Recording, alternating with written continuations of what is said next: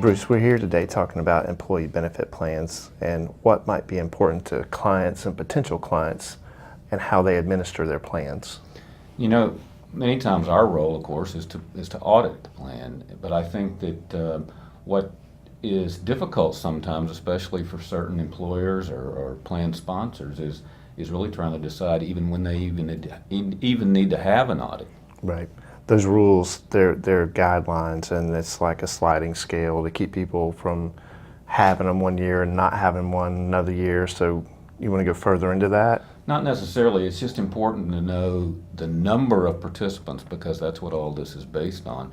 And I actually had an experience earlier this year where a client hired us to do their audit. Then we found out much later that they didn't even need an audit. Right. So it's such a key thing from the very beginning is to make sure you understand the number of participants that you have so that you can decide whether you even need us to do the audit. Right. And is it number of people that are in the plan, or is it the number of people that are eligible for the plan? And those kinds of questions are the things that get down to driving the need they have, right? Right, because so many employers will think, well, it's the number of people who are actually having deferrals or who are actually something like that in a 401k plan, when actually the rule is it's the number of people who are eligible to participate in the plan.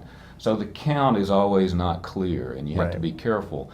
And that's why it's important to know that from the beginning, so that we'll know exactly what services we might need to perform for you.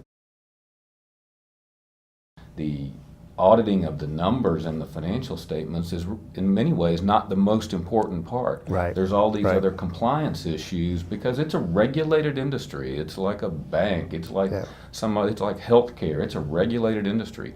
And so there's a lot of compliance issues that go above and beyond what we might call normal audit procedures. Right. And those compliance issues drive behaviors about timing of certain things, and it could be around contributions or distributions, or there are various things that are regulated in that regard. And so those things, the plan administrators and our potential and current clients really focus on those more than the true numbers in the financial statements, because those things really drive their behaviors and how they comply, and that compliance is such a big part. They get penalized a great deal if they don't meet those requirements. So those penalties add up, they accrete over time, and it becomes potentially a big problem for them. So having that mindset that we're more focused on just the pure financial statement numbers is a big deal for us. That we lend value not with the numbers. Anybody can do the numbers. We lend value by giving them guidance in those other areas.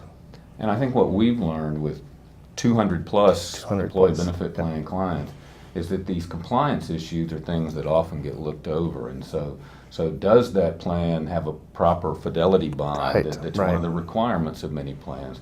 The whole concept of prohibited transactions, which is a scary term, and it sounds like a scary term. And it's important to know when a plan has had that problem and has to disclose it or talk about it in their filing. So those become different. Some plans, it's just something simple like the employee compensation, because all the numbers that those contributions are going to have to be made on are based on compensation. And yet plan documents many times will define compensation differently than what we might think it is. I would say the volume of what we do and that volume of what we do lends itself to us having a great deal of depth. Like Bruce mentioned, we do about 200 benefit plans inside the firm, and we have specialized training for all the people that are related to those plans or that get involved in those plans. The fact that we have Bruce and that he actually teaches these courses both for our clients and for the AICPA, other practitioners that are performing these types of benefit plan audits. And I think that having that kind of person with that type of talent lead our efforts over those 200 plans. We have a network where Bruce effectively, he gets the latest and greatest information from that employee benefit plan quality control group, and he disseminates it immediately. We constantly receive information from Bruce on how to do it better and how to get that information out to our clients.